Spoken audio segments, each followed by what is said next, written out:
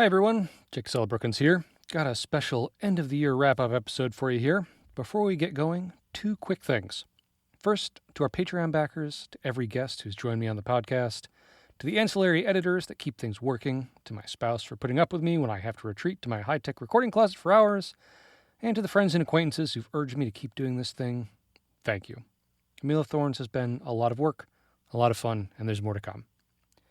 Secondly, I started this podcast partially because I was missing the kind of in-depth literary conversations that I was privileged to find in the Chicago speculative book club scene. I made a lot of important connections there, inside and out.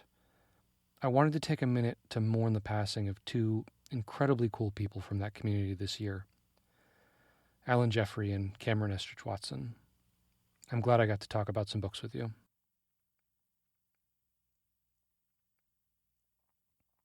Okay, on to the show.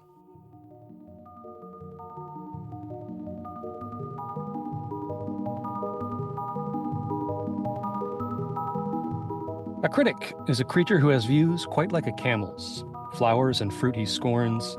In the flower garden of the honeyed muse he starves unless he finds a meal of thorns.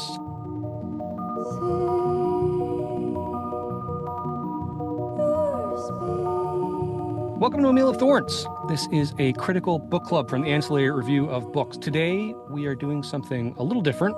We are not going to be talking about one single book, but kind of looking back at this year in speculative fiction, in science fiction, fantasy, horror, and related genres, talking about what we read this year, what we thought about, some of the big awards that came out in 2024, which in a way is talking about last year in books.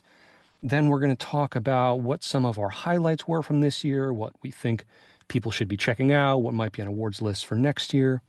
And then finally, at the end, we're going to talk briefly about what we're excited about for next year.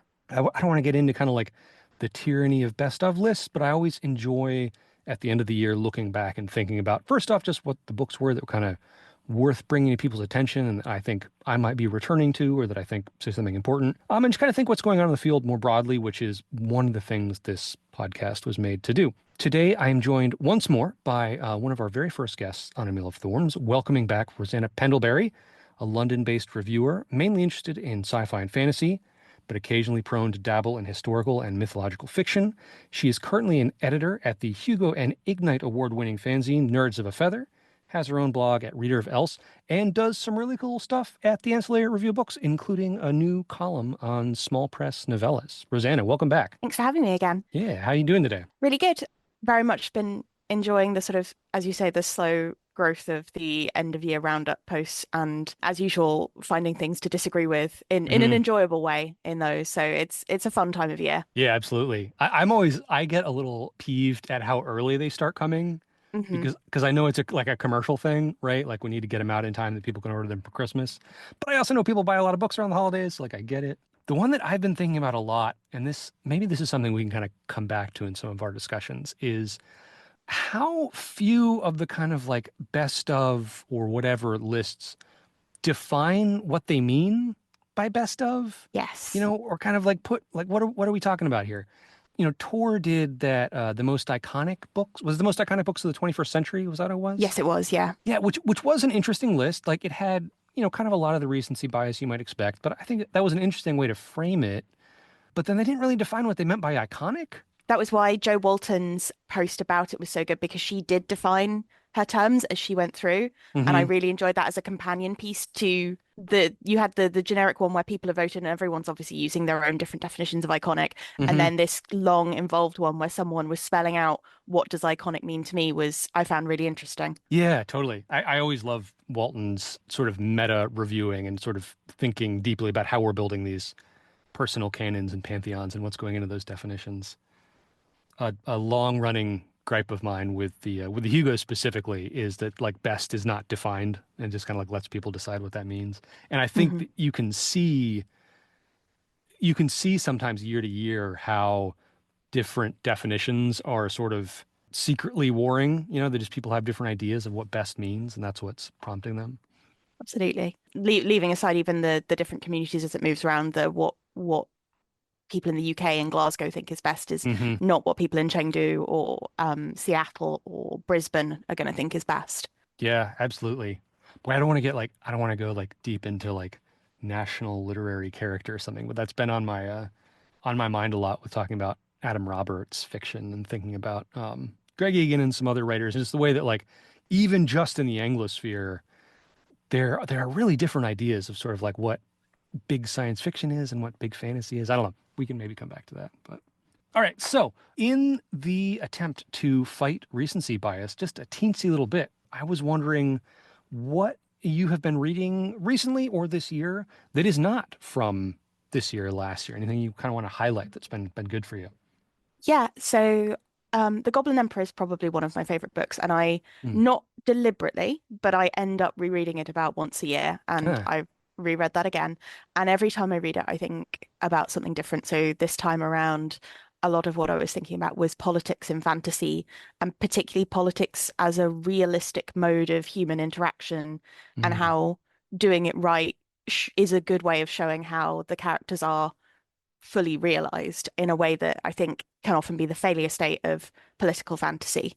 I also finally got to Kushiel's Dart, which Mm.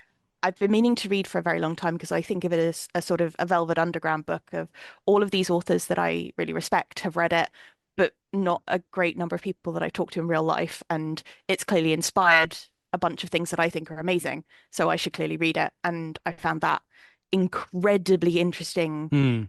when existing in the current context of all of the romantasy that we're seeing now. Mm-hmm. And it's a very sex focused book Mm-hmm. and relationship focused book that is operating on completely different templates than what we're seeing now. But also, I can see how it underpins a lot of the work that I've really enjoyed. So that was really fun. I also, and this was for the A Meal of Thorns that I believe you did with Amal, finally got to read Baru Cormorant, Oh, nice. which I've been told for many, many years that I should get around to. So that was that was something that I was glad to have an excuse to get to. Cool. Yeah, I've had Kushiel's Dart has been on my TBR for a super long time. That's important to a couple people who I'm friends with, and I just haven't got around to it. I really enjoyed it. It's I'm not going to say it's problematic because I think that's too strong of a word, but it has some things in it that I think if it were written now would not be dealt with in the same way. But I Mm-hmm. think the book is very well aware of the trickiness of its subject matter. And Mm. even if it doesn't always handle it perfectly, I think it is the consciousness of the trickiness is always there. And I really appreciate that. Cool. Oh, that's nice. I'll have to bump that up my list. My list is always getting longer. I had a professor who said that whoever has the longest list when they die wins. But the paradox is that you can't make your list longer by not reading. Like as you read, it gets longer. So it's a sort of Hmm. yeah paradoxical situation. I read what did I read this year that wasn't from the last couple? I read less C.J. Cherry this year than usual. Only like only like I don't know 4 or 5 of her 900 books. But that was pretty good. I went back to I was thinking a lot about and maybe we'll talk about this a little bit later. I'm perpetually kind of interested in whether or not a certain kind of science fiction is dying or not. I mean, like big spacey science fiction, you know, space opera, aliens, first contact, those kind of things. Yeah. Because I think there is something to the idea that that is a mode that is going out in some way or other. But then every year something comes along and I'm like, oh, this is clearly in that genre and it's really excellent. But anyways, I was thinking about that and I went back and read Cherry's Rim Runners, which is one of my really favorite. And like whenever people recommend military science fiction to me, that's always kind of the one I'm holding it to, which is probably not fair because I think Cherry is like quietly a really, really, really good writer and doing something different there than most military science fiction is doing. But yeah, that was cool to go back to. I have this book club with a few friends from Chicago that we've kind of kept going virtually, where we have a very loose definition of what it's about, but it's kind of about books that were important to us earlier in our life or that we want to be important now or something. And I read for the first time for me, I read The Never-Ending Story and I read by Michael Ende and I read Contact by Sagan, I had no which idea the Never Ending Story was a book. yeah. Really good and interesting and weird. Of course, now I should have had this written down. I don't remember the published date. I'll have to find that real quick. But it's a post-war German kind of setting. It's kind of for children. I was thinking a lot about the book of The Princess Bride, which is not for children, but it has some similarity to that.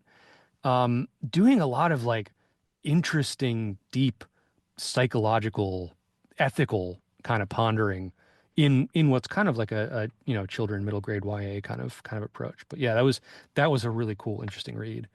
And it was weird to read Contact, which is a little bit of a mixed bag, but is kind of fascinating and lines up oddly with both some things going on in science fiction today. Like it was really interesting to read that with In Ascension and Orbital, being recent books that are award winning and on lists. Which especially in Ascension, it feels like it's drawing very heavily on it. But it was also weird reading Contact and putting it in the context of science fiction, which it's not deeply in conversation with the science fiction of its day, right? And it's like, I want to say it's the same year or the year after Neuromancer. And it's really odd to see all these similar concerns and ideas, specifically these sort of like elite billionaires who are living up in space stations. And Gibson and Sagan have very different ideas about them. It was very weird. But yeah, those were a couple fun reads. Oh, and one more I want to throw out just because this was fun. So I really loved Indra Da's The Last Dragoners of Balbazar. I loved that. And it made me go back. Do you happen to know the author Bruce Coville or I Coville? don't, I'm afraid.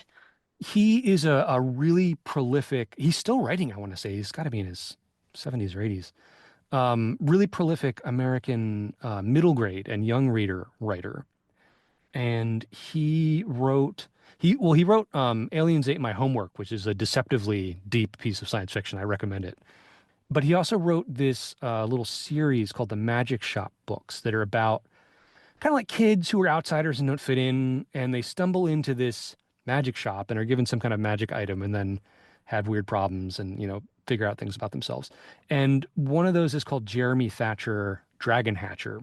And again, this is middle grade, it's targeted for, I don't know, 8-year-old, 10-year-old or something. But when I read that when I was a kid, I was just bowled over by its sort of sense of wistful longing, and it has this kind of sadness of things lost, but also this intense connection. And it all circles around this boy making this connection with this dragon. And yeah, so that Das gave me an excuse to go back to that, and that was fun to reread. So just thinking about your point about technology and the Neuromancer one of the other things I did actually read this year that's old is, and I think it's precisely 10 years old, Mr. Penumbra's 24-Hour Bookstore by Robin Sloan. Oh, uh-huh. I And didn't read that, but I loved Sourdough. so it's the only Robin Sloan I've read. I would definitely pick up more of theirs. But Okay. the thing that was really interesting is 10 years ago, our attitude and our optimism about technology was very, Mm, very different. hmm And it is a very tech optimistic book where one of the characters works at Google and there's this sense that, oh, Google will be able to solve all the problems. We'll use this technology for good. And mm, we're gonna plow those Google monies into, real positive things to change the world. hmm And it felt so very of its time in a way that has not aged well at all. Yeah, back when Google still had "Don't do evil" in their cultural policy. Yeah, it was a very enjoyable read in a lot of other Hmm ways, but it was just how much has changed in 10 years was really something. Yeah, that is interesting. I mean, Sourdough is I think a couple years after that, but that also has this like fairly rosy, optimistic idea about specifically like Bay Area tech culture, like San Francisco, like startup kind of cultures, and it's reasonably optimistic about it. Huh. Doesn't he has one coming out or came out this year or coming out next year about, oh shoot, about the moon, about Mars? Curses. Which again feels very timely for now, and it would be interesting Yeah. to see how that optimism has or hasn't changed. Mm-hmm. Hmm. That is interesting. Cool. Well, so that's good. I like doing a brief shout out to things that are not from super recently, but I want to get into talking about the kind of like awards and goings on and cons this year. Let's start out with you were at Worldcon in person, right? Yep, and it was my first ever in-person Worldcon. I've been looking forward to it for a very, very long time. and it was really quite something. So yeah, it was amazing.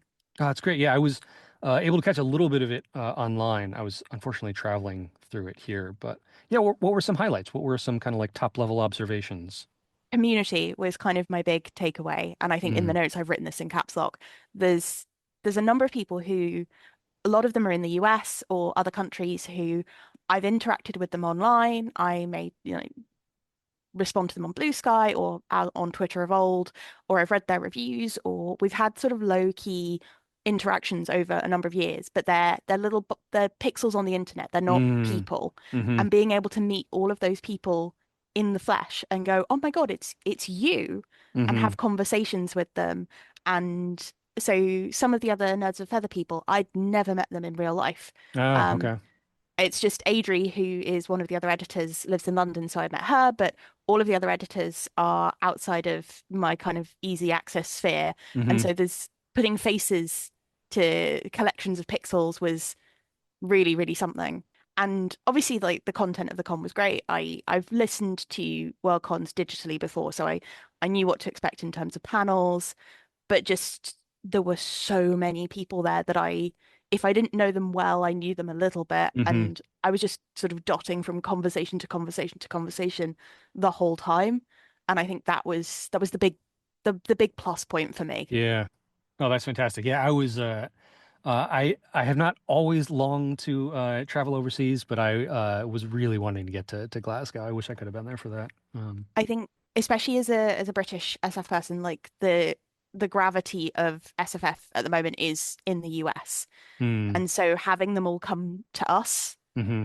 was really something. And especially because I intended to go to the Dublin Worldcon back in 2019, I want to say, That sounds and right. Yeah. we weren't able to go to it for various reasons. And there's been a couple in Europe that I've had to miss for specific reasons. And so finally being able to go and just, yeah, all these people have come over who kind of exist over there in this place that for me is on the internet or in other people talking was really something. Hmm. Oh, that's great. That's cool. It's funny you say that. Like, I mean, obviously, in terms of the sort of corporate publishing empire, yeah, it makes sense that there's a strong U.S. bias or centering or something. But it is funny because as someone who is not in academia, but very interested in more academic, more scholarly approaches to speculative fiction, so much of my radar is on UK time because of the University of Glasgow and other institutions that have great programs there. Mhm. I have gotten up at weird hours so many times over the last couple of years to do remote conferences over there. That's interesting. I mean, the UK is kind of a weird one as well because we're sort of in a middle zone of we're not the US, we don't have the big publishing money, but we if you take the US out of the equation, we are the next biggest Right. center, and it's not like I'm somewhere that never gets any of the attention at all. Hmm. So I don't want to complain too much because it's really not as bad as it could be, but yeah, that's something I'm quite often conscious of, and it's in little things like Tor when they offer ARCs, they don't send physical ARCs to the UK, Hmm. um, for instance. And of course they don't. They're based in the US. Why would they spend postage? But it means that there's bits of the conversation that just don't make it here, or it's Hmm. harder to get certain arcs, or things like the Spear Cuts Through Water wasn't published here Right. for a whole year until after it was in the US. I Hmm. think Rakes Fall technically hasn't come out here yet. Mm. And there's a bunch of books that because I interact with these spaces that exist online that are very US dominated, the buzz for things that I'm interacting with happens a big chunk of time before some of them actually make it Yeah. over here accessibly. Hmm.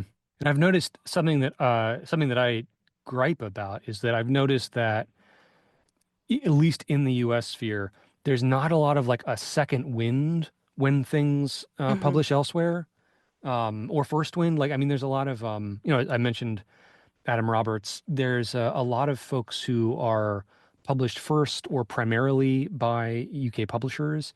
And I just like, I rarely see much buzz about them here on the US side, until maybe later if they come out again, if they get picked up. I Hmm. think particularly like folks like Nina Allan and Christopher Priest, like to me feel like, giants of science fiction literature, but like there's very little talk about them on the US side. Absolutely. The other one that I sometimes find boggling is Adrian Tchaikovsky Mm. is a huge deal over here, Hmm. and he churns out books as well at a rate of knots, and he Uh-huh. feels such a Hugo-y sort of author, and Hmm. it took so long for his work to make it anywhere near a shortlist. Yeah. And I think it was not this year just gone. It was either 2023 or 2022. He got something onto the novella ballot, which Hmm. was it was really good, and I really enjoyed it. But so much of what he's been writing feels like it fits into that niche, but because he's publishing here, Yeah. it doesn't, as you say, get that Hmm. attention when it makes it over to the US. Hmm. And now there's this weird kind of bifurcated thing with his work where because some of his stuff is coming from, I think Tor is publishing him in the US, Yes. but then the stuff that is not getting published by them, you just don't hear about at all. So it's just here, So like the what's the name of the trilogy of the City of Last Chances? Is that Oh, I've the forgotten the Philosopher Kings or the Tyrant Kings? yes, Tyrant Philosophers? Tyrant Philosophers, I Tyrant think. Philosophers. I'll edit this so we sound really smart about it. But like those, I feel like people are barely talking about them over here, and I'm like tearing my hair out because they're so good. I mean, they are absolutely. I think they're for me some of his best work as well. Yeah.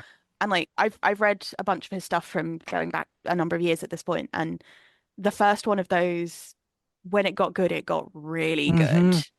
And they, of course, this section was supposed to be talking about cons, but we're just going to talk about books instead.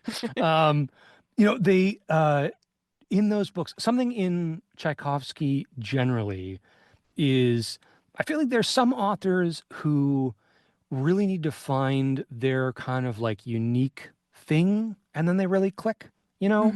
Hmm. Or some authors have like a really, really strong voice, and once that matches up, just kind of like with the right subject material, they're off to the races. But Tchaikovsky is a writer who I really like because I can see that he has taken in and thought about a lot of stuff.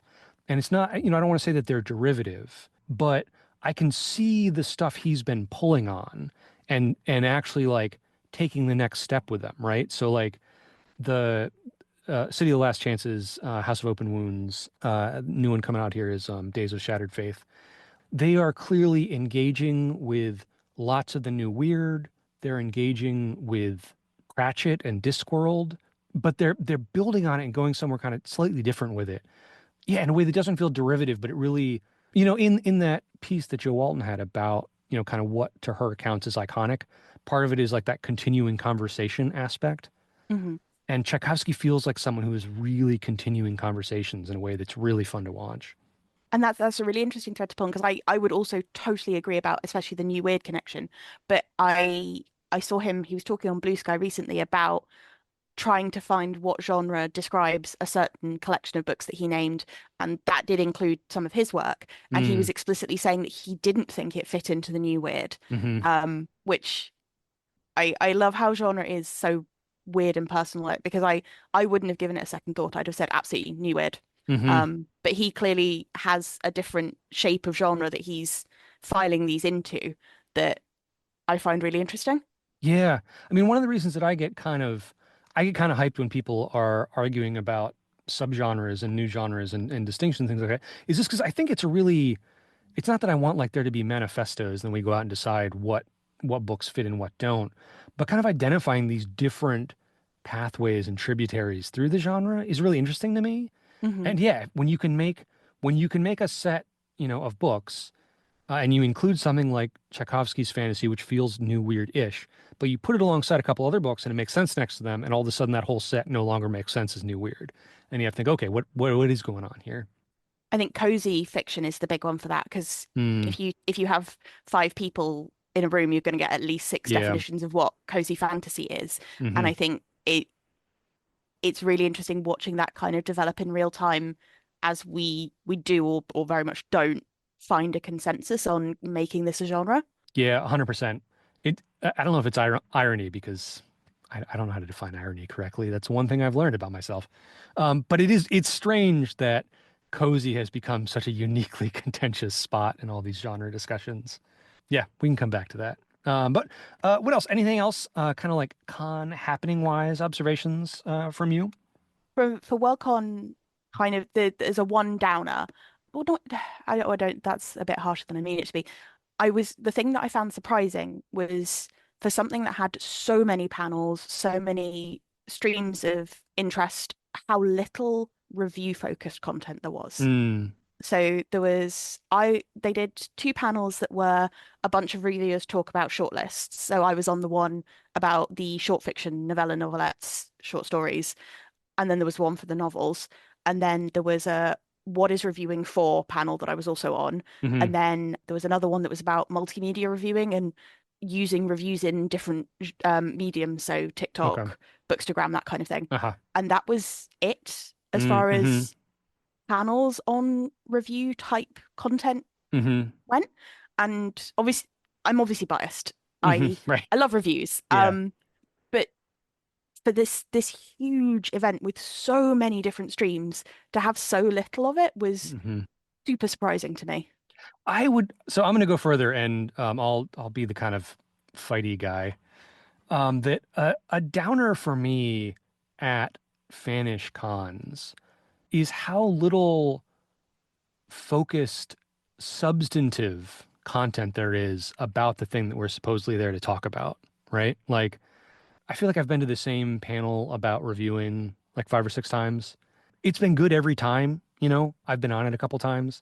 But I feel like talking about reviewing, qual reviewing, there's kind of only so much you can say.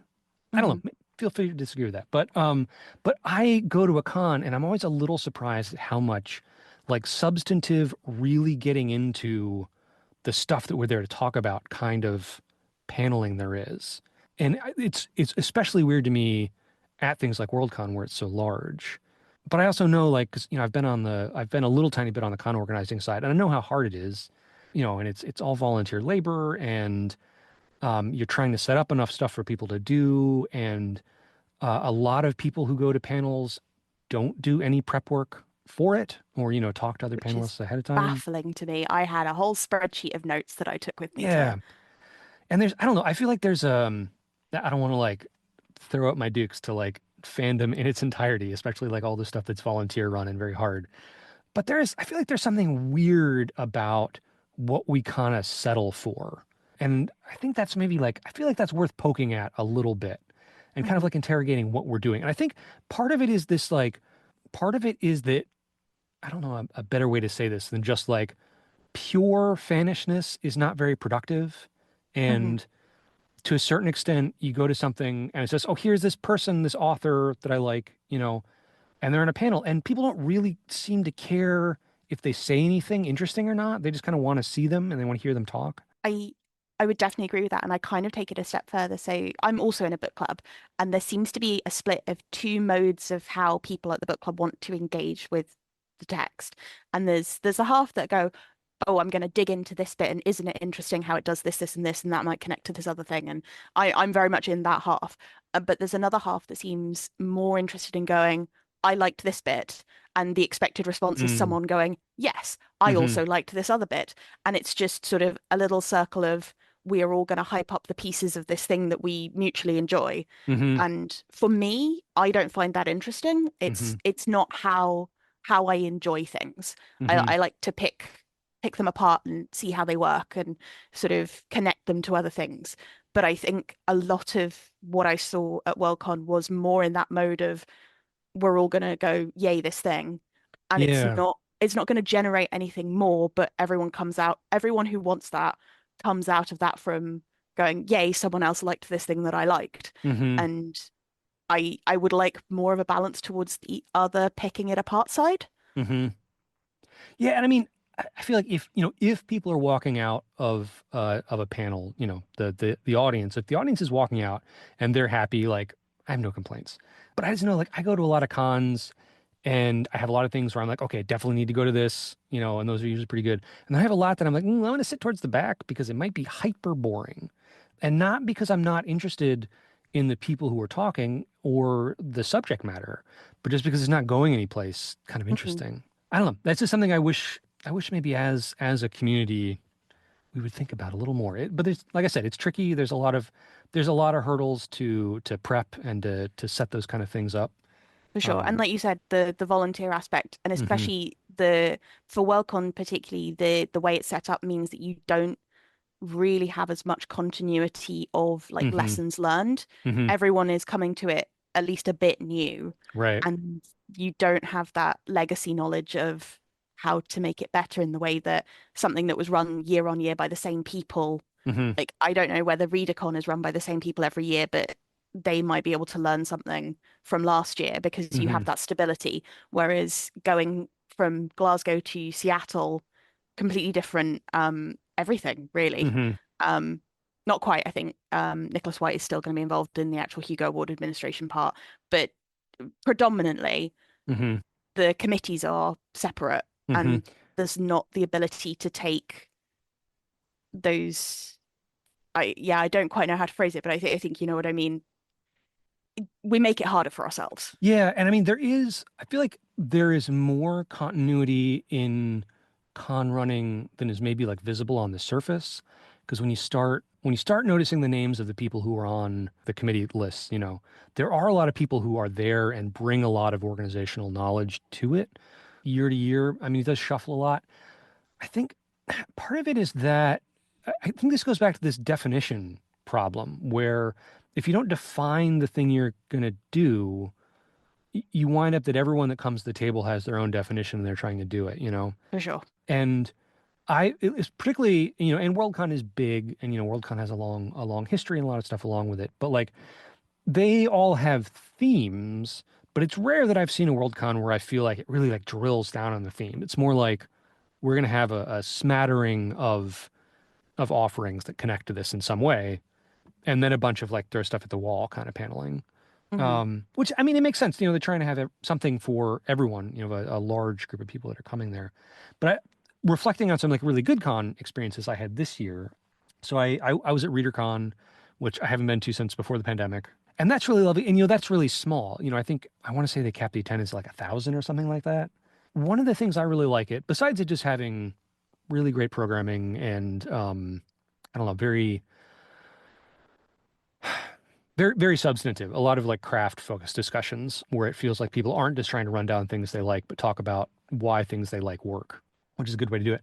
But I think there's also something to the tracking of when you're designing paneling and programming to be thinking about, okay, if hypothetically I have a small number of kind of like types of attendees who are going to be here, if I have my publicist who's looking to make connections type, and I have my scholarly fanish type, and these different kinds of people that are there, and kind of think about, okay, what's a path they can go through to kind of hit the maximum number of things that they're going to like, and to sort of build conversations over time, which is hard to do with a bigger event.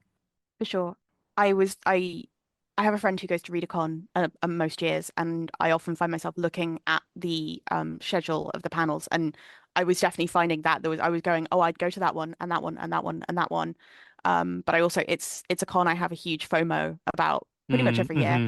because he will message me while he's there and going, oh, I'm just having a conversation with Amal, or oh, I Yeah. just had a chat to Vajra Chandrasekhara, Yeah. and Yep. yeah, so what one day maybe, but I think that that that sense of an actual track system does come through even just for me looking at the panel Mm-hmm. descriptions. Yeah, ReaderCon was fantastic. Yeah, the proportion of like pros to I guess I'm sort of a pro, but the proportion of like big name writers to just quote unquote fans is so out of whack at ReaderCon, it's weird. Like I was there with a friend of mine who's also like more a fanish and a reader, although I'm hoping to see some writing from them at some point. But we had a couple moments we were like outside sitting near each other and just kind of like gave each other this kind of wild-eyed look when you realize like, yeah, like you're sitting like in between like Amala Motar and Charlie Jane Anders, and yeah, Vajra Chandrasekhar is right across the way. There's like, or you're sitting. I remember the first time I was at ReaderCon, and I like slowly realized, like, because it was kind of like tight in the room for some reason, like the chairs were really close together, and as I was kind of like wiggling, I realized like, oh, like I think I'm actually like physically stuck between Max Gladstone and Chip Delaney. Like that's just weird. That's strange in the audience. But anyways, yeah, ReaderCon was good, and I do want to call out in particular one thing about them, which was that they had a panel about the genocide in Gaza that was it was good. Like, I mean, it was good that they had it. I don't like we didn't come out of it obviously with like a solution or something, but just to me that it opened it opened up something about the whole experience for me, just because that's been hanging over everything so heavily this year, and just to have it named at length and like an attempt to engage with it. And like we're at these science fiction and fantasy cons, and I think there's a lot of worth and value to just thinking of speculative fiction as mainly escapism. Like, I don't think there's a problem with that. This is something we do for entertainment, for comfort. I get that.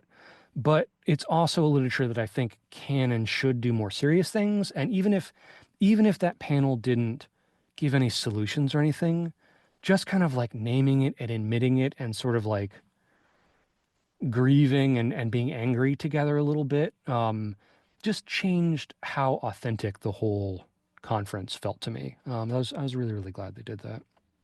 I I did find it surprising, kind of as a flip side, that I didn't see much mention of that at Worldcon. And Mm-hmm. then we got to the Hugo Awards themselves, and I don't know if you watched them, but Mm-hmm. the number of the speeches that did Yeah.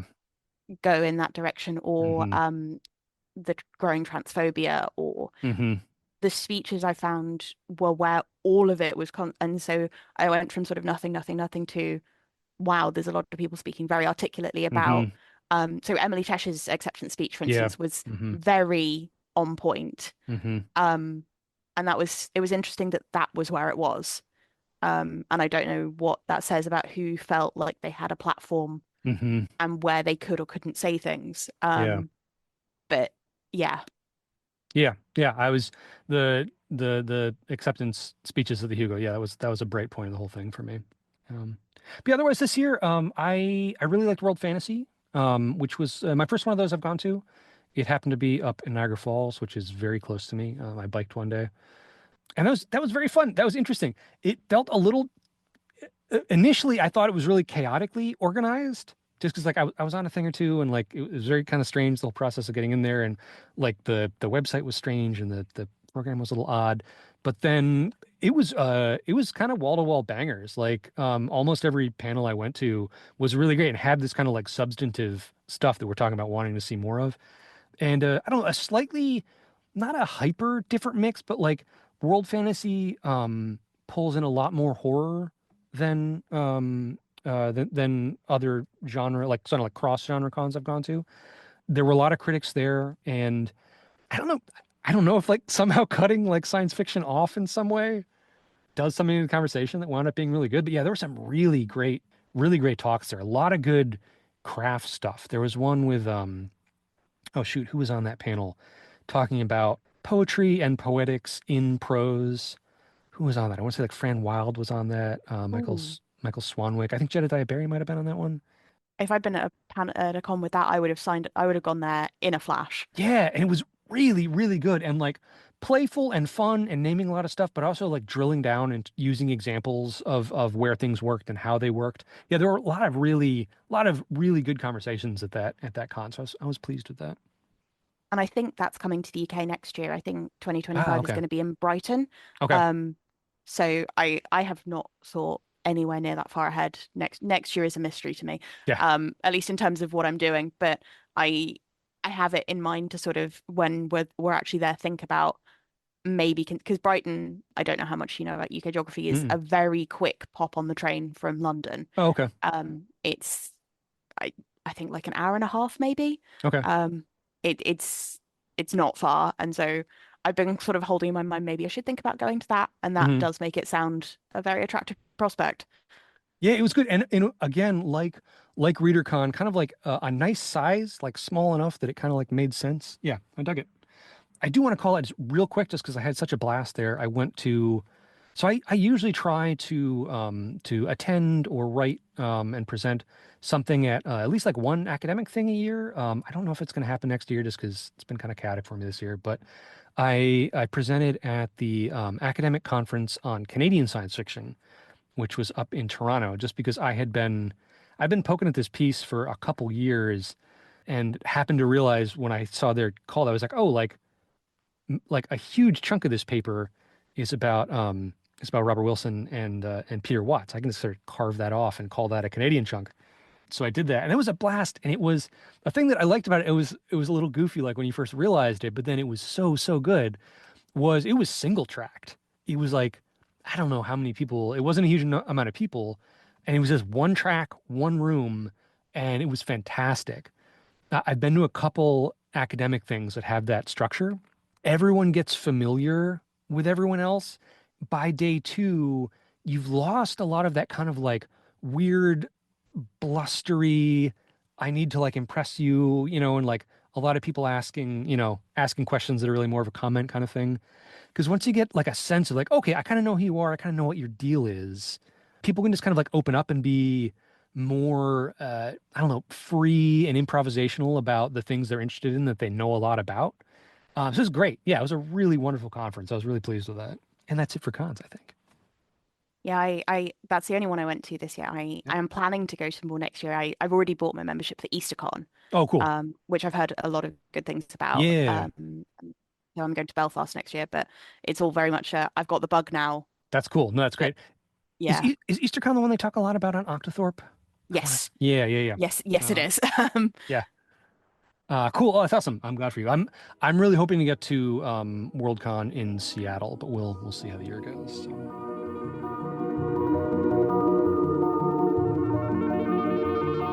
All right, we spent a lot longer talking about cons than I thought we were going to. Maybe this will be an extra. This will be a slightly longer episode for the end of the year. Sorry, Um, everyone. yeah, sorry about that. We just got excited. Okay, let's talk about the awards that have happened in 2024 and what they say about the year before. How should we do this? I'm opening my giant spreadsheet that I put together. I have a couple of the awards. I feel Uh, like the thing I want to call attention to first is just Saint of Bright Doors let's just call because attention to Santa Bright Doors. Absolutely. how I'm many did it make in the end? so I pulled a list off the Science Fiction Awards database. I did not include everything that was on there. I just kind of grabbed, how many did I grab? I grabbed 23 of the awards that felt relevant in some way. And I stuck a couple others on there. I didn't put Locus on, and I should have, just because they break their categories down a lot more. But of those 23 that I grabbed, which includes some like not quote unquote science fiction and fantasy awards like the Booker, Santa Bright Doors was nominated 7 times. It won for the Nebula. It won for the Ignite. It won. Where else did it won? I thought it won. It won the Lambda, right? Or was it just on? It Hmm. was just on the Lambda. No, it didn't win. It was on the Lambda list, but I keep my exoskeletons to myself by Marissa Crane. Won. It won the Crawford. Oh, won the Crawford. That's right. Yeah, yeah, yeah. But yeah, so Santa Bright Doors, obviously a big one. I think we have, although we haven't done an episode on that on A Mill of Thorns, it has come up most episodes because it just feels like a big important book right now. The thing I want to say that I found really interesting is I love stats and Yeah. one of there was a beautiful moment at Worldcon where we'd just done the Hugo Awards, we'd all come out, we were at the after party, and I remember there were conversations beforehand about how dropping the stats on the day was a bad thing and people would be upset and not want to see them. And I ended up in a little circle of people where we all had our phones out and some of us had won, some of us hadn't won, but we were all like staring at the stats going through and going, "Oh, have you seen this?" and "Oh, have you seen this?" And the thing that I found really interesting in our little stats circle was that Saint Bright Doors only made it onto the Hugo Award because Martha Wells recused Yeah. for Uh-huh. Murderbot, and I was very surprised by that. hmm the Hugo stats are a strange tale to read every year. I'm always glad when they drop because yeah, they're weird. They're super strange. I don't even know what to make of them. But I love that we get them. Uh-huh. I Yeah. love spending the time to pick through and go, what does this all mean? hmm But yeah, I'm very glad it made it on, and I think it is very classy what Martha Wells does with hmm recusing. Yeah. I like she is incredibly not obliged to do that. Right. Yeah. But I think because she did that, because she said, I've had my go, hmm I'm going to step out, she has made space for something that is in some ways very different because it's someone not from the US, Yep. someone not writing something that's super similar to a lot of what else is being written. Although at the same time it is from a US publisher, it's a hmm Tor.com book. But yeah, I think stepping aside to give it space in some ways was very good, but also in some ways it's one of the most nominated things this year. So Yeah. Yeah, it's great to see it out there so much. And like I was thinking as I was putting this list together, first off, like even though I feel like the Saint of Bright Doors to some extent is getting its roses, and that's great, and it should get more. I was thinking a lot about that genre non-genre divide, and particularly looking at the Booker, right? So the Booker splits up their eligibility period. I want to say they go September to September. I want to say is how they do it. yes, I think so. And again, they are not a quote unquote speculative fiction award. That's like, it's a kind of a major mainstream literary award. But they have been on a little bit of a streak, right? Yes. Um, 3 years running, I three think. three years running. So Orbital this year, which I think it's fair to argue about whether or not that's science fiction, but we can talk about that. Prophet Song by Paul Lynch, which is a dystopian novel, and then The Seven Moons of Mali Almeida, which have you read that? Yes, and I think that is uncontroversially speculative. It is, and it's so good. Yeah, I loved it.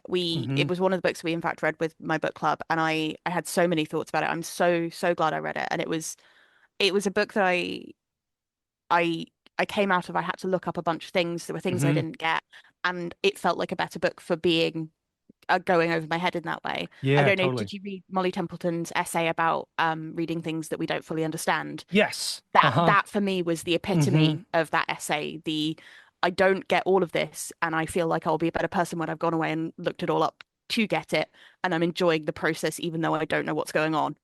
Yeah, 100%. No, I really, really agree with that. Boy, that's a bigger craft point. But yeah, definitely true for the Seven Moons. But anyways, like so looking at this little like streak they've had and thinking about those three books. Now I haven't read Prophet Song to be fair, but I've read a couple other things on the Booker lists. And I was thinking about if the Santa Bright Doors had come out not from Tor, I wonder if it would have been on more mainstream literary lists. I'm thinking of the book specifically, there is still a little bit of a British skew for that. And so Okay. it's obviously Hmm. Tor, their distribution in the UK is, Hmm. I'm going to say poor. Um, Hmm. it is incredibly hard to get tour books over here Huh. sometimes, which is so weird. So I think if it had had a better UK presence, that's an aspect of it as well. Mm-hmm. But I do think you're right about it being because it's a speculative imprint. How much I don't know that I don't think there is this prejudice against speculative that I think some people talk about there being, but I think there is a sense that if it had come from a different publisher, if it had come from a different mode, it might have been written ever so slightly different, like tonally slightly differently, and I Mm-hmm. think that might have been what would have nudged it in. Hmm. Yeah, I don't know. I was just thinking about like yeah, like a lot of people are going to be reading Orbital, right? A lot of people read Hmm. Seven Moons who probably wouldn't normally read something like that. And I'm glad they're reading that. But I can't help thinking that like a person who enjoys that, a person who maybe enjoys, I don't know, Colson Whitehead or Marlon James, kind of experiments. I feel like they would really love the Santa Bright Doors. Yes. It feels like something that is in Vajra, don't take this the wrong way, but it feels approachable in a way that, for something that is weird and doing as much as it's doing. I don't feel like it has the kind of like rails on it that are hard to step over that Hmm. a lot of genre work does. Like in a weird Absolutely. way, I feel like a non-genre person who reads a lot would probably have an easier time with the Saint of Bright Doors than with Some Desperate Glory, for example. Oh, 100%. Because I mean, Some Desperate Glory is so in conversation within genre. Like you read that and you see Starship Troopers, you Hmm. see things like Mass Effect, and Hmm. I, I'm obviously embedded, so I see them because I know they're there, but I feel like those connections would be a bit more opaque to Hmm. someone coming from outside of genre. And so yeah, I think absolutely that is a bit more closed off. Although thinking about that non-genre accessibility, that does make me want to talk about the Clark, which I think Hmm. obviously the Saint of Bride Doors wasn't going to be in that because it's a purely SF Hmm. award, but I think that occupies that same space of borderline sort of the thing that I refer to in my head as genre I hardly know her Yeah. in its approach to the borderline between SF and litfic. Yeah, right. And I think specifically one I want to talk about is Chain Gang All Stars, Oh yeah. Uh-huh. which was in the Clark Mm-hmm. and which I saw absolutely nowhere else in genre Mm-hmm. except on TikTok. Ah, interesting. Because it's not touched any of the other genre awards as far as I'm aware, Mm-hmm. but it's a phenomenal book. Yeah, And yeah, yeah. I think it was massively overlooked by all of them. And I think some of it is it does have that more accessible to non-genre feel to it. And I think TikTok sometimes is a little bit better about going into those in a way that what I think of as like Worldcon SFF isn't. Mm-hmm. Yeah, yeah. Interesting when I'm looking down my list here. The only other spot that I caught Chain Gang All Stars, I don't have the Science Fiction Awards database open right now, but it was also on the quote unquote long list for the Goodreads Science Fiction Award, Hmm. which is interesting. I always enjoy putting the Goodreads awards kind of next to the other awards for two reasons. One of which is it's just their longer list, so they put like their top, I want to say like 20 or something like that. But because they are super open, now obviously we don't know how many are bots or duplicates or who knows, right? But the sheer number of people who vote for them is so much more than any other popularly voted genre award. Yeah, and I think the way that people vote is super interesting because I know people who do this. The voting is quite often somewhat unconnected to whether you've read them or not. Uh-huh. Yeah. Yep, I would believe that. So it kind of becomes like this meta award about the what one extremely large kind of online bookish community thinks the important stuff is. And the Goodreads one is it also thinking about the timeline of the Booker. I think they operate on a slightly weird timeline as well. Yeah, I think you're right. Because we've already had the 2024 winner, Yes. and I cannot remember off the top of my head what their calendar is, but because we get the winner in November, I think Yeah, I think you're right. Yeah, so necessarily it's a weird calendar. yep. I've been I've had a couple people make some interesting arguments or theories about how awards work that I've been trying to look at kind of data wise using the SFADB. And I keep hitting the fact that there are all these bizarre eligibility differences between the awards that make that really hard to do. Like Mhm. the Nebula used to not run. There's some years where it ran year to year and others where it's like stretched differently. I don't know. That kind of data stuff is probably not the most exciting thing to talk about a podcast. So moving on, other big stuff this year. I have a copy sitting and staring at me. I really need to read Shigidi and the Brass Head of Obalafon by Wole Talabi because that has also been a really big, a lot of nominations, a lot of wins. Yes, and it was on, I don't think it, no, it didn't win the Ignite, but it was on their shortlist. And Hmm. I've generally found that the Ignite shortlist is bangers. Yeah. And I've read most of this year's. Hmm. So I think the only ones I haven't read is I've not read this one, and I've read the prequel to We Are the Christ. I've read the Hmm. what's it? No Gods, No No Monsters. Gods, No Monsters. Yeah, by Cadwell Turnbull. Which was stunning, and Hmm. I hadn't known that the sequel had come out. And again, it was something that was really hard to get hold of in the UK, but I'm Hmm. really looking forward to that, and I'm hoping it's just as stunning as the first one. But so Water Outlaws was fascinating. To Shape a Dragon's Breath, I have so many things I could say about that one. That was so interesting, and so I've got to assume that Shigady is also really good, just because they always pick great things. Yeah. And like I said, it's been showing up all over the place. I think after Santa Bright Doors, it was like the most nominated slash one this year. Yeah, I don't know anything else like kind of like jumping out of this, looking about the awards this year. I do love the Some Desperate Glory Santa Bright Doors split between the Hugo and the Nebula. That feels kind of perfect in a way. Mhm. I think Some Desperate Glory is fantastic, and I'm glad it's winning stuff. And it kind of makes sense. It's pushing at some science fictional things, but still kind of keeping it. I don't know the way to say this. Like it makes sense it could kind of get away with the kind of pushing it's doing. It does it feels like a Hugo book as well because it's very in Mm-hmm. genre in that way. Hmm. I think the other thing, and you kind of touched on this, I liked how much the Le Guin had an overlap with the Booker.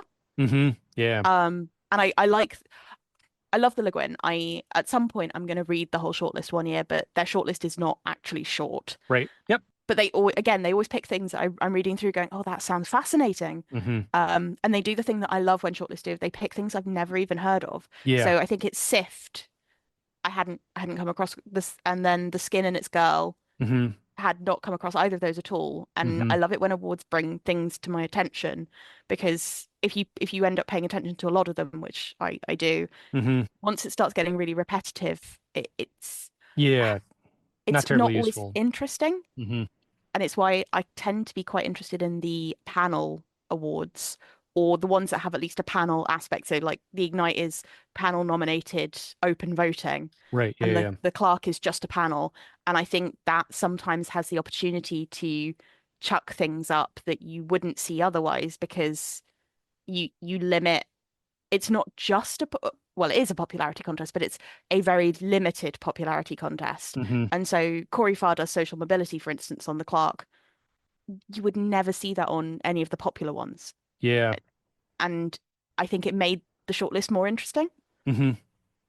Yeah, I mean that's the great thing about Ready Jury or panel award is that people can actually kind of like campaign for books and like push them up in a way that they might not break through on a sheer kind of wisdom of the crowds thing. Hmm.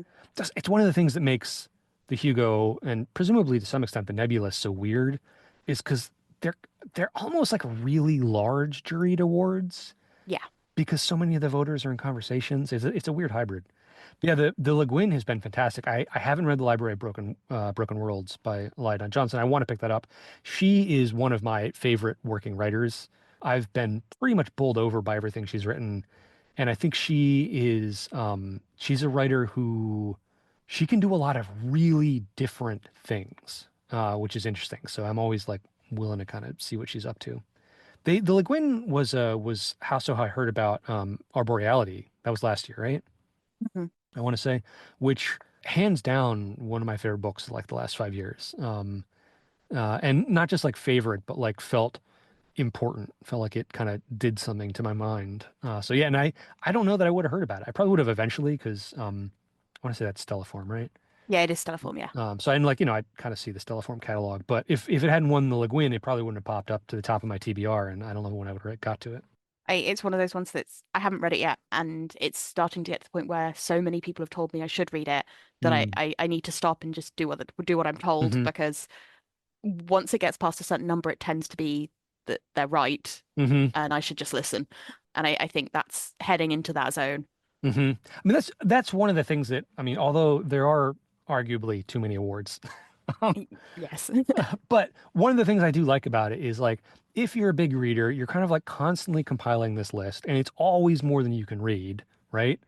Getting like just like the right amount of pokes to finally pick up the thing is really important, you know? And that's one of the things that they're good at doing. And it's who the pokes is from. Hmm. Terrible grammar there. Who the pokes are from, and I think it's starting to learn which awards speak to what you like Hmm. is really because they do once they've been going a little while, they all develop a flavor. Hmm. There's and like we were saying that we were going that Some Desperate Glory is a Hugo-y kind of book, Hmm. and I really think it is in the way that I don't know. There's books that are Le Guin books. There's books that Hmm. are so Clark books, Hmm. and you find the award that speaks to you and kind of interact with that one. And I think I read the Clark shortlist in full for the first time this year, and I've realized that I need to do that going forward because they do speak to me. Cool. And that's the good thing about having so many is you can find the one that does speak to you, Hmm. Yeah, but it does make absolutely. it a little bit harder. Yeah. Do you know that thing that ants count? Do you know this thing? No. So like one of the ways that ant colonies work well and the way that they kind of like get smarter as they get bigger is that they don't just like, get a smell or a pheromone or whatever and like immediately do whatever it says. They kind of have like different thresholds for how many interactions they need to have before they go do a thing. So like an ant will just be like kind of like chilling, just sitting doing his thing. And an ant will come by and like tap on it with its antenna and be like, hey, like we need to go pick up some of this food over here. And the ant that's just chilling will be like, no, you're just one ant. I don't know what your deal is. But they all have these sort of thresholds where like, so let's say this particular chill ant, its threshold is 5. So once 5 ants go by and tap on it, it's like, okay, that's enough. And they go and they do it. And that like in the aggregate, how each individual ant has all these different thresholds for kind of like how much poking they need to do a thing fit together, that's Mm, how large colonies have really complicated behaviors. And are like more responsive to the environment. that's really cool. And anyway, so that's my readers are a hive of ants theory for today. I mean, I've heard something similar in the context of marketing that I think it is actually five, that you need to see a book mentioned five times before it kind of Mm, properly pings in your brain. hmm Um, and that's something I'm always thinking about when I'm seeing things mentioned and remembering, oh, I've seen that around. It's like how often have I had to see something for it to actually stick? hmm Um, That's good. All right, we should wrap up talking about awards from last year because we still got to talk about this year. Let's take just a really quick break. I just need to grab a drink of water, and then let's talk about what year is this? 2024. Goodness gracious. All right, I'm gonna grab a drink of water. I'll be right back. cool.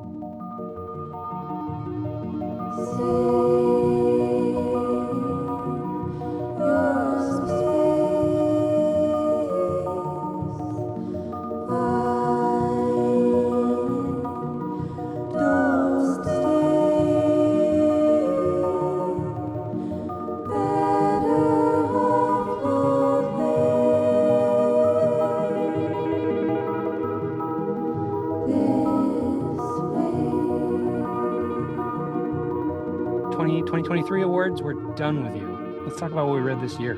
Yes. Yes. What big observations? Level, 500 feet, 5,000 feet, whatever it is. What were kind of the books that really jumped out to you this year in your reading? So we obviously already talked about Vajra in the sense of Saint Bright Doors and Rake's Fall this year. Mm. I Saint Bright Doors walked so Rake's Fall could run. Ah, Um, and you talked about Saint being a little bit more accessible. Rake's Fall's not accessible. Rake's Fall yeah. is gloriously Uh-huh. weird, Yep. and that is one of the standouts for me this year. Uh-huh. I would say that Santa Bright Doors does a fantastic athletic ballet performance so that Rakesfall can like break dance its way out of the room into the street. 100%.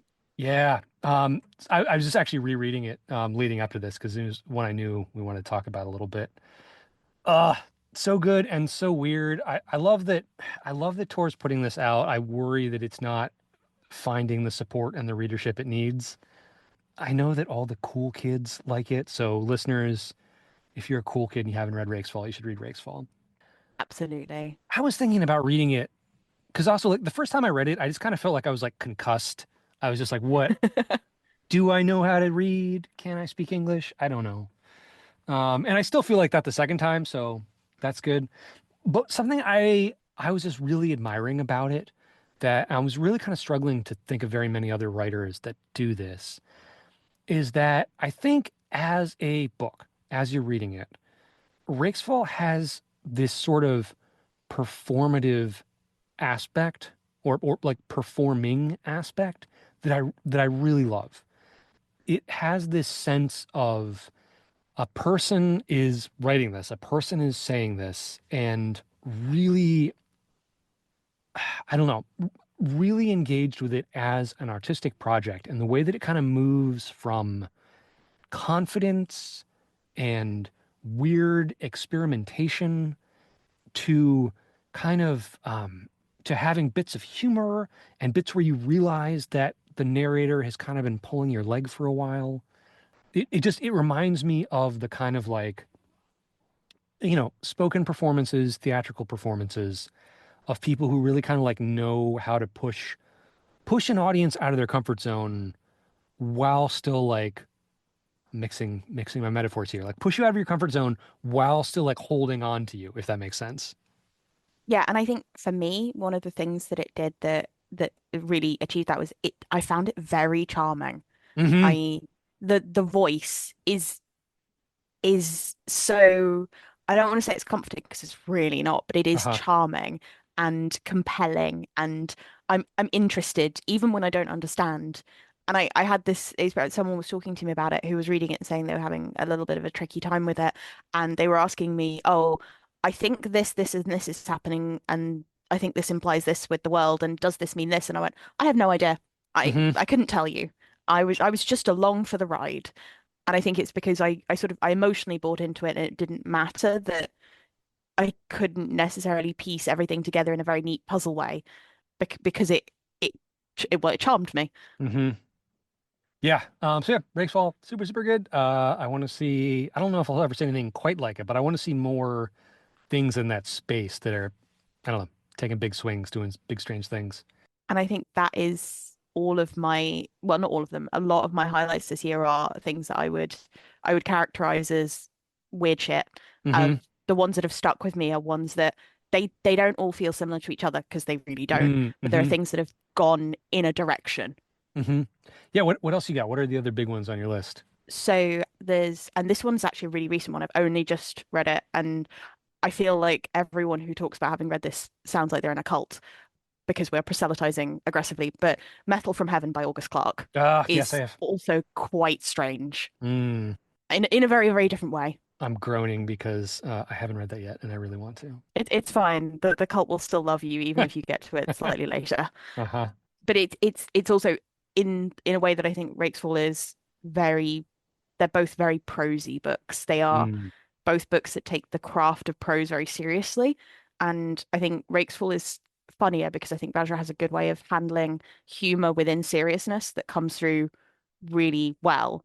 Metal from Heaven is not funny, but it is gorgeous and it's overwritten almost, but in a way that really works. And I think there are in terms of weird, I've also got there's The West Passage by J.R. Pekacek, also hmm. very strange. There's In Universes by Emmett North, which is this glorious mosaic philosophy of multiverse Mm. thing. There's Excel by Johanna Zanyuru, which I reviewed for Oh yeah, ARB. uh-huh. Um, and then there's Ministry of Time by Kaylee Bradley, which is like six different genres in a trench coat. Mm-hmm. I think Ministry of Time might be number one on my list of books I didn't read, and all the reviews I'm reading of it make me feel like I really need to go back and read that. I'm super interested to see what people think of it who are not from the UK Mm, okay. because it's a book dealing with racism quite a lot, but it Hmm. is also a book that is dealing with particularly British racism. Uh-huh. And it's a book about immigration in a lot of ways. Hmm. There are three different characters in it who are dealing with racism in society in very different ways, and how do we all survive within this system? And it's really interesting, again, being from the UK, reading stuff that speaks to this environment that I'm much more aware of. Hmm. Um, to contrast with something like Chain Gang All Stars. And obviously I'm aware of racism in the US because I pay attention to news and things, but Hmm. it's not the same immersion. I don't Hmm. I don't have a grasp like emotively on the nuances as I do for Yeah. things that happen here. And so I'm really interested to see how Ministry of Time is taken by people who are a little step outside of that. Hmm.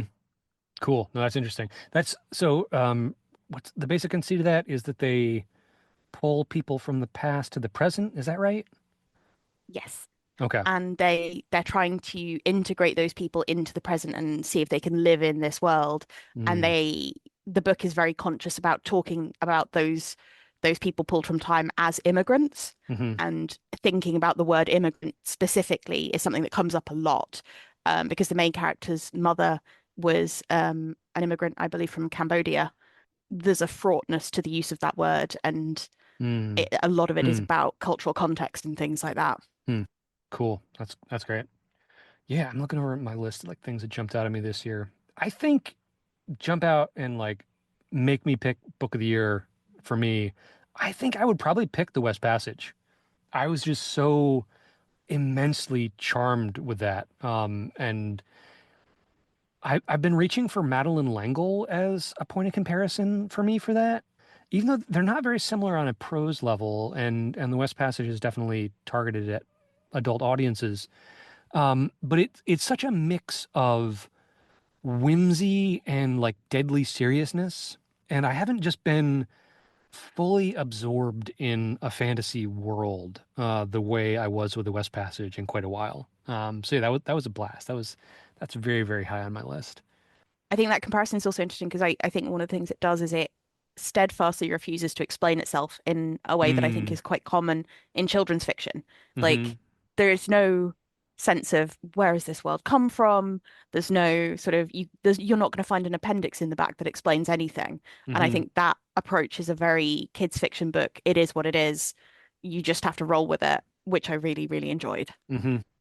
Yeah, that's high on my list. Prima Muhammad, like Adrian Tchaikovsky, puts out an unbelievable amount of stuff. It's kind of wild, but I really loved Siege of Burning Grass. I don't know if you got a chance to read that. Not yet. My partner is actually currently reading it, and it's on my pile that I want to get to before the end of the year, but I've just not quite got there. Yeah. I've read two of her other things from this year, though.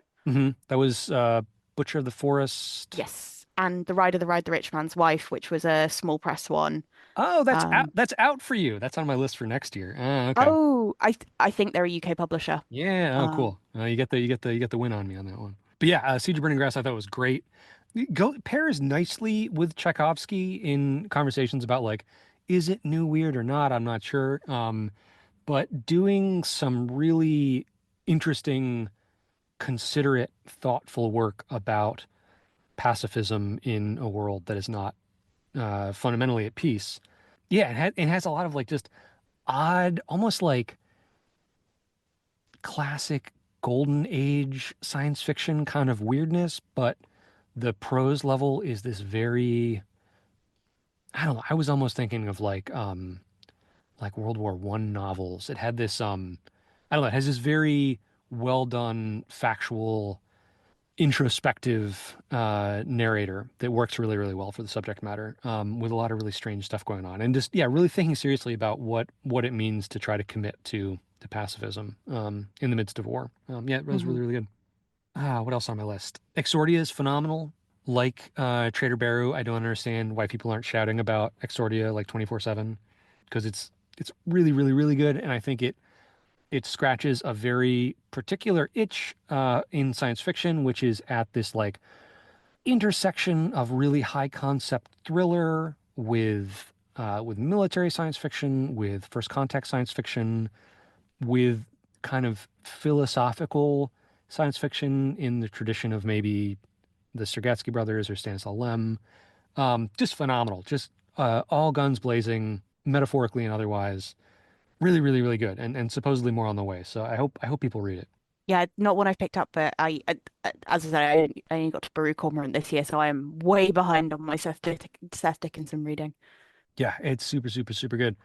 I think we've mostly been talking about novels, right? Let's see. Yes. Yeah. I mean, if we want to get into novellas, well, of course we want to get into novellas, but Sophia well, Samatar. yeah, we got to talk I about the have to Practice start with Horizon and the Sophia Samatar. Train. Yes. I don't know if we can go through a Yeah. whole novella list, but Practice Horizon Chain is so freaking good. Hmm. I did see someone refer to it as kind of more of a fable or a parable than a science fiction story, which I think that's probably kind of defensible. But I also think it works qua science fiction. There was nothing in it that like jumped out at me as like threw me out of the world in terms of kind of a generation ship story, but just so, so good. And here on the pod we are Samatar fans all the way down, but this is one that it felt so much more pointed and angry, but still kind of hopeful than anything of hers I've read. Yeah, Yeah. that was cool to read. It felt tight in the way that the good novellas are of it wasn't sparse, but it was pared down. There was nothing in it that it didn't need, and everything Hmm. kind of served a purpose. And Hmm. I think I read it in one sitting because it was just so just neatly put together. Hmm. Yeah, it's a wonderful, wonderful book, and yeah, you can totally read it in one sitting. I probably would need like a whole episode to talk more about the Practice Horizon and the Chain, but yeah, I really dig it. And like we're in such so I mean, it's a book about the academy, it's a book about universities and about class inequality, and we're in such incredibly bleak moment of that globally that I think this goes back to like what we do and don't say, what we acknowledge and what we don't acknowledge in genre fiction. Yeah, and I think class particularly is, for me at least, really under talked about Hmm. in the things that I read, certainly. And again, this is a possibly a UK US difference thing. Like the way that I experience class is necessarily going to be very different from the way that someone in the US does. Hmm. And I think people joke that British people see everything through the lens of class, and I do think that's probably kind of Mm. true. Hmm. But it made me so aware of it when I was reading Practice Horizon and the Chain. Those how much I'd been missing seeing it, how rarely it comes up, and I was suddenly going, oh, this thing that is so critical to so much of how so many of us see the world, and actually having it made that absence super clear. Hmm. Yeah, totally. And there's not a ton of speculative fiction that thinks about solidarity and thinks about organizing, and thinks about, class-based action. And even though the Practice of the Horizon, the Chain is very focused on just a very small number of characters, it really felt like it was leaning into that idea of where they are in society and how their power and constraints come from the class that they're in. Yeah, Mhm. super good. Do you have anything like, what are the things on your list that you read this year that might not show up on awards list, but that you think are interesting and, you're going to be thinking about? So, this is the point where I'm like small press novella time. Hmm. Um, so Neon Hemlock, wall-to-wall bangers every year, but Hmm. particularly for me, A Morning Coat by Alex Jeffers Mm. is one of the most beautiful things I read this year. It's about someone who he gave up his career to look after his ill and slowly dying father, and his father dies at the start of the book, and it's about him recovering his life through the medium of he was a fashion designer, and so it's him recovering his love of making things and Mm. wearing things and beauty in the world and culture through fashion. And it's in a secondary world. It's the magic is mostly restricted to it's just in a secondary world, but it is so embeddedly about textiles and art and craft and personal expression and culture and all of how those all bind up together. And it's so emotionally mature. And that one, I think I'm so sad that Neon Hemlock never seemed to break into things like the Hugo novella ballot, and they Mm. should because everything they put out is gorgeous. Hmm. The other ones are there's a bunch of the Luna Press novellas, which is a UK based novella press, Hmm. and they have a whole running novella series, which they're all really good. But I've just recently finished The Last to Drown by Lorraine Wilson, which is again beautiful, and again it's very personal and um, about one person's emotional state, and again dealing with a hard thing. Someone has lost someone and recovering their life after that. Yeah, those two I Cool. don't think they're likely to trouble the bigger Hmm. international awards, but I think they're both things that people should look at. Yeah, cool. I um I really loved Greg Egan's new book this year, Mo for Tropic, which are you an Egan reader at all? I'm not, I'm afraid. That's okay. Although I recommend him highly. He's such a strange figure to me. What he represents is a strange thing to me. Because he is an astonishing science fiction writer. I would, rank him up there with Ted Chiang for his ability to write heavily science-inspired stories that are filtered through very human lenses. He's written a lot of influential stuff, but he's just kind of vanished, it seems like, from the main discourse. And his last couple of books have basically been self-published, which is just kind of bonkers to me. But yeah, Morphotropic it's not like the biggest, most important science fiction I've ever read, but it's this alternate a lot of Egan stories are sort of like you realize after a while that the characters you've been following aren't like humans on Earth. There's like fundamentally different things about them. But he has this really interesting technique of sort of glossing the surface level things that would distract you until later in the work you start realizing like kind of like what's really different about them. And Morphotropic is a world that looks a lot like our world, except that how things work at a cellular level is very, very different. Hmm. And like all the cells are independent and kind of like move between bodies or like leave you if they want to. And yeah, just really weird, interesting, strange book. It's one of those books where I'm like, oh, science fiction's dead, and then Egan puts out another one. I'm like, nope, it's not. But yeah, I hope people check that out, especially just as an excuse to dig into Egan's very big catalog of really excellent stuff. But that's one. The other one that, it might get some attention in non-genre circles, but I hope genre people pick it up, is On the Calculation of Volume by Solveig Ball, who is, I want to say Danish? Yeah, Danish. So this is a 7-volume novel. 5 of them have been written, 2 of them have been translated. They're quite short, like we would call them, novella length. But it's a time loop story, and it's not like any time loop story I've ever read. It's really quiet and introspective and kind of existential, doing interesting things with what time is and what it would mean to be kind of like trapped in time, or thinking about how we move through time in a different way.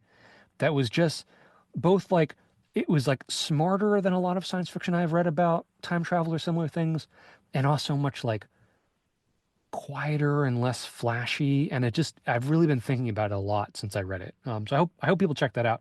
Like I said, the first 2 are out from New Directions. I assume the others will come. And it's also, you can read the first one and kind of like be satisfied and kind of like get the vibe. So yeah, I recommend that a lot. Can I say something that's non-fiction? Is that Yeah, acceptable? absolutely. So I read 3 different review compilations this year that were all great. Uh-huh. Two of them were from last year, so they're not relevant for this. But the third one is Abigail Nussbaum's collection Track Changes, Yeah. which I really enjoyed. Yep. Yeah, super, super good. And Reardon Books, keep at it. So I think they've got another one coming out next year, the Paul Kincaid one. Oh, great. Cool. Yeah, Track Changes was great. And yeah, I want to see more collections, especially like that's such a thoughtfully curated one, right? Yeah. And not being like purely chronological, but like thinking through kind of the themes that Nussbaum's hmm developing and looking at stuff. Yeah, really, really good. Love that. I definitely I found myself reading some of them going, would it be weird to respond to a blog post from like 5 years ago Hmm. because I now have thoughts that I want to in a perfectly pleasant and polite manner disagree with this, Hmm. and which I find is a sign that I'm really engaged with when I'm reading nonfiction is I want to go and disagree with the author. Hmm. I think you should. I mean, part of that, like, we got to escape this recency bias. We've got to escape the ephemeral bubble of if you don't respond to a thing on the internet in 5 days, then it's irrelevant, right? Like, we want some of this stuff to stick. hmm Yeah, I don't know. We should have a longer argument about this stuff. But I read what did I read nonfiction this year? There's actually quite a bit of good nonfiction stuff that touches on this. The one I would call out is Jordan S. Carroll's Speculative Whiteness, which is really good. It's really short. It's argued very pointedly. He's making like very clear statements, densely footnoted, like backing them all up. But it's an easy read. It's not an intimidating read at like a jargon level or something. But it's tracking the way that white supremacy has been part of science fiction since day one, and not just some weird development that just happened with the sad puppies or something. That like this has been part of what the tools of imagination and fantasy have been used for, and taking that seriously hmm and going through it. And it's really good. It's short. It does a great job, I think, of looking at how the various apparatuses of the conservative, the far right, the alt right, whatever you want to call it, the fash, how they are using science fiction in a different way than we usually talk about it. And yeah, it made me, it's a weird thing to say. It made me, I don't want to say hopeful, but, you know, in such a kind of dark time globally and looking real dark here in the US, just thinking about the way that, like, yeah, these fights are just kind of perennial. We just have to kind of keep fighting this stuff.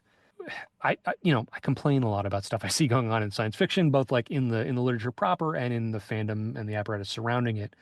And reading Carroll's book, not that I usually feel like I'm fighting with fascists, but reading Carroll's book just made me think about how we need to, like, this is something we perpetually need to be on guard for, perpetually calling out when it's popping up. And that, like, you can't really fight it and defeat it. You can't write a hmm satire and then you're done, because some people can't read satire, right? There's people that watch Yeah. famously, the Starship Troopers movie is very anti-fascist, very anti-totalitarian. But people who are fascist and totalitarian just watch it and think it's great. So, satire doesn't work. Yeah, anyways, Speculative Whiteness, highly recommend that. It was good. Also, just Carol, if you're listening, holy crap, kudos for wading through all of the horrific far right like podcast, videocast reviews of science fiction movies you had to watch. Ooh. Oof. I can't imagine the trauma that would do to a brain. I definitely want to add that to my reading list. And I think it's a good point of I particularly thinking about the puppies, the way that I see that talked about in genre is very much as a solved problem. Yep. And in some ways, some parts of it have been solved in a Mm-hmm. very restricted sense, Mm-hmm. but the wider problems that caused it really haven't. Yeah. And I think it's very easy to fall into this narrative of we defeated evil, cool, move on. Mm-hmm. And Totally.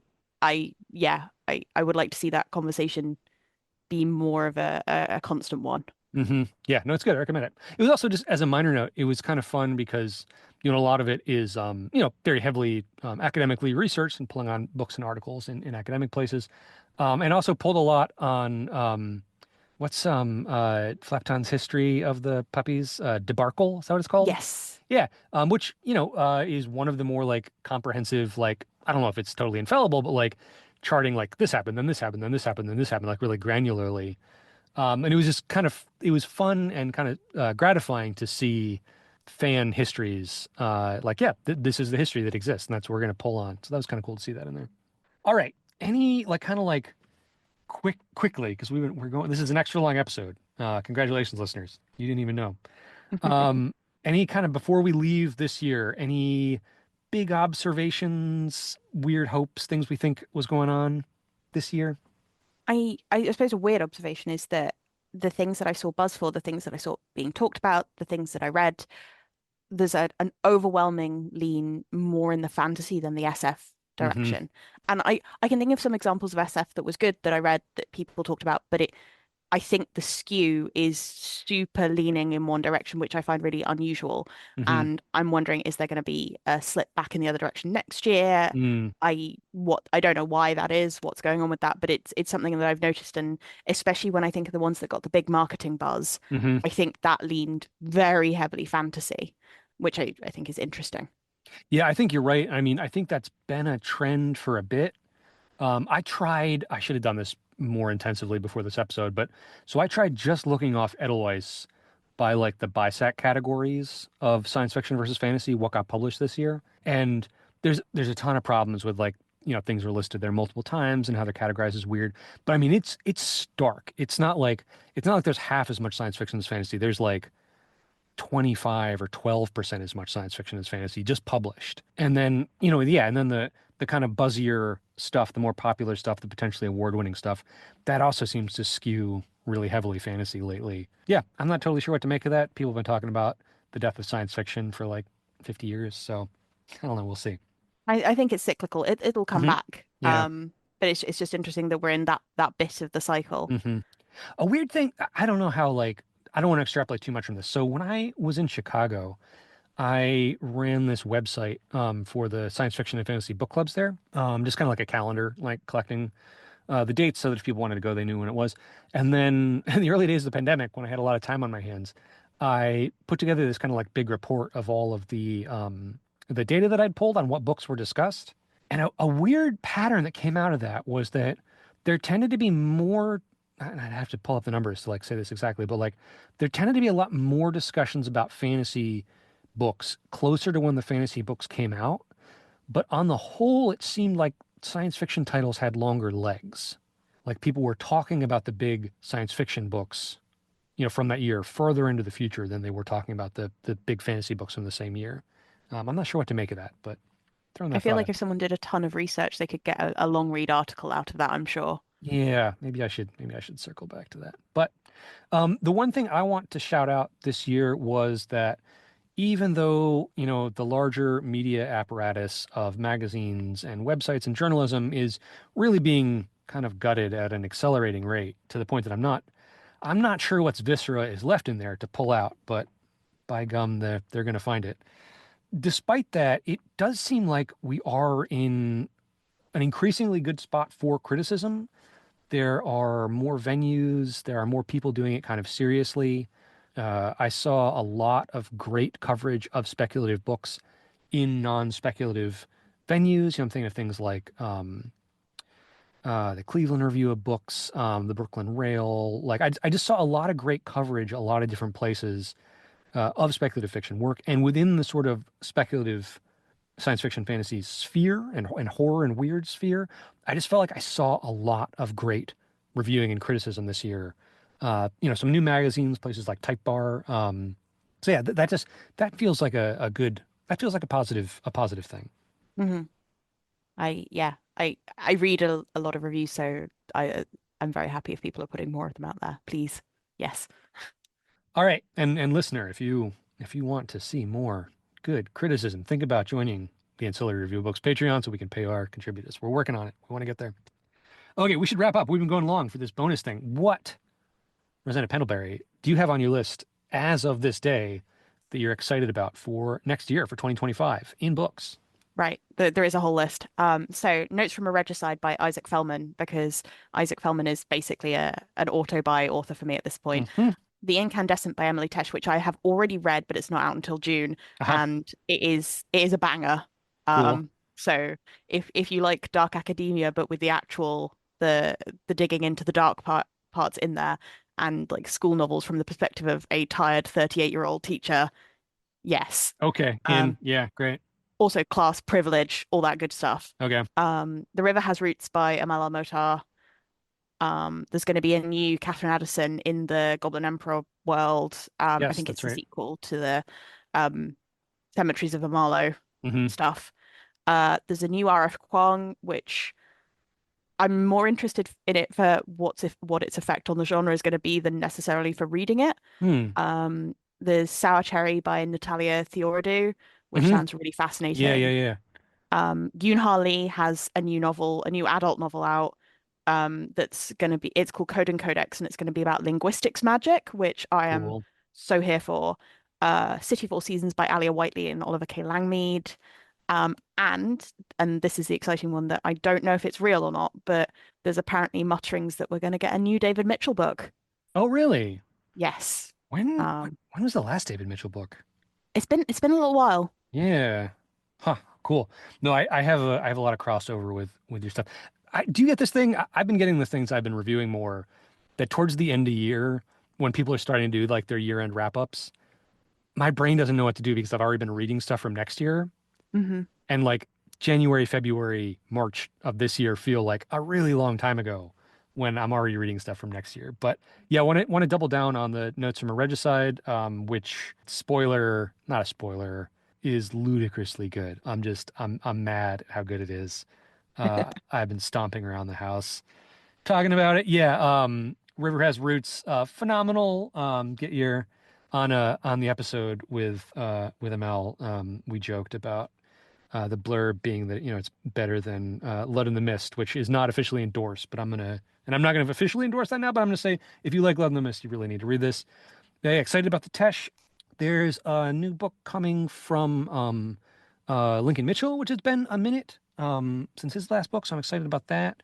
New Ray Naylor novel, which again, one of those like I keep saying science fiction is dead, and then Ray Naylor puts out something really interesting.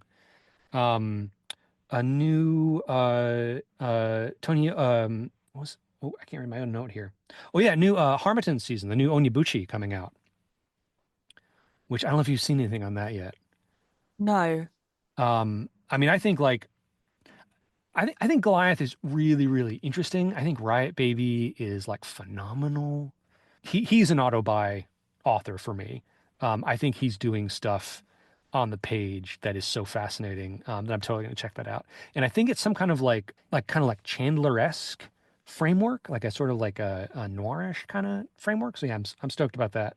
And yeah, bunch of new Tchaikovsky. I don't even know how many new Tchaikovskys, but I know that there's Days of Shattered Faith. The next one in that series is coming out, so I'm very stoked about that. Um, there's a couple good things coming out just in the next month or two. I think on the pod I've already talked about Lena Krau's Sinkhole and Other Inexplicable Voids, which is phenomenal. And Rosanna, when you do read Arboreality, write down Sinkhole as a potential follow-up because I think they pair really nicely. Noted. Yeah, what else? There's a bunch. There's a collection that Lee Mandelo edited that's coming out, and I want to say April. That I'm stoked about. And also, incidentally, matches up. nicely with the SFRA conference this coming year, which I'm looking forward to. But yeah, I don't know. I've got that's kind of my big ones. Of course, we don't know what's coming in like the back half of the year. Most of those are in the first half, so there'll probably be a bunch more. I am excited about the Muhammad as well. What is it? The Ride and the The- Rich Man's Wife? yes. Yeah, yeah, yeah. It's a very slender little novella, but Okay. yeah, it was very interesting. I think I just saw that she has, I don't know if it's a novella or maybe kind of like the very short collection coming from Psychopomp in like February or March or something. Does she sleep? I don't know. And I think she like works. I don't know how she does it. Really don't know. Need to ask her sometime. Yeah. Do you remember that there was like a Saturday Night Live skit of how Stephen King lives, and it was just like a pair of hands typing like constantly, like Stephen King in the shower. Here's, it's just like a pair of hands coming out of the shower like typing. Stephen King in the kitchen is typing. Yeah, I don't know how people do it. All right, I should have thought of a better way to wrap this up. But this is good. A lot of great stuff. Big stuff from this year. Looking forward to more next year. Do you have any like kind of like, do you have a nice way to tie this up? Do you have in your back pocket? I guess one of the things that I enjoyed this year was how many weird things that Mm. there've been. Looking at what's coming next year, I'm really hoping that's going to continue. Hmm. I like weird, more weird, please. Yeah, hard agree. And I think there is something bigger there about like in this moment of the world being weird and a lot of, when the world gets weird, there's a lot of backlash, right? And people try to make rigid systems and totalitarian schemes and binaries and force everything into them. And I think there's something really useful. And I don't, not that the point of literature is usefulness, but there's something really worthwhile in stuff that's poking at how weird the world really is and how weird people really are. And yeah, there's been some great stuff. Probably a lot more we could have mentioned, but didn't get into. Cool. Awesome. Well, Roseanna, thank you so much. This has been an unexpectedly, although perhaps predictably extra long bit. Do you have anything you're excited that you want to share with people of your own writing coming out or anything? You mentioned it at the start, but I'm really excited to have the column that I'm doing with you guys. I love small press novellas, and it's really nice to have an opportunity to keep yelling about them. And that's something I guess I'm kind of hopeful for is over time we're going to see more diversity in the novella awards kind of zone, because I think Mm, there is so much in novella that is interesting, that is strange, that is doing stuff with like form and tone and weirdness. And yeah, I hmm. so yeah, I'm really excited to keep talking about those. Cool. Yeah, no, those have been great so far, and I'm really looking forward to reading more of them. And you're right, there needs to be. I know, like these discussions always devolve into like we need one more award, but we do need. I think we need something that really like puts novellas like, right front and center because they often are like kind of treated as second fiddle, which is there's their own thing, they're a different thing. Hmm. Yeah, cool, awesome. This has been great. Thank you so much. I hope the rest of your reading year goes well, and we will talk again next year. Thank you very much for having me. Yeah, have a good one. You too. A Meal of Thorns is a podcast from the Ancillary Review of Books, an online magazine founded to address the radical possibilities of criticism, with a focus on speculative fiction, world literature, and utopian impulses. Go to ancillaryreviewofbooks.org for regular reviews, essays, interviews, and more. Our opening poem is by Barcha Hari, translated by John Bruff. Our music is by Giselle Gabrielle Garcia. Our artwork is by Rob Patterson at The Ratio Farm. If you'd like to support the podcast and the Ancillary Review of Books, that is very cool of you. Go to patreon.com/ancillary review to become a backer. Come hang out with us on Discord. If you heard us talk about a book and you want to buy that book, check out our show notes for a bookshop link. We get a cut. Finally, you know the drill. Leaving a review or a rating really helps wherever you listen to us. Sharing our posts on your favorite social media really helps. Telling someone out on the street that you should check us out. I don't know if that'll help or not. It might if they like speculative fiction. Questions, suggestions, pedantic notes about things we got wrong? Drop us an email at mealofthorns@gmail.com. That is it for 2024. Thanks for listening to this first year of the podcast. We've got a lot of good episodes already lined up for next year, starting with E.R. Edison's Mistress of Mistresses with Jared Pekacek and Kim Stanley Robinson's Aurora with Hilary Strang from the Marooned on Mars podcast. Until then, happy reading. Take care out there.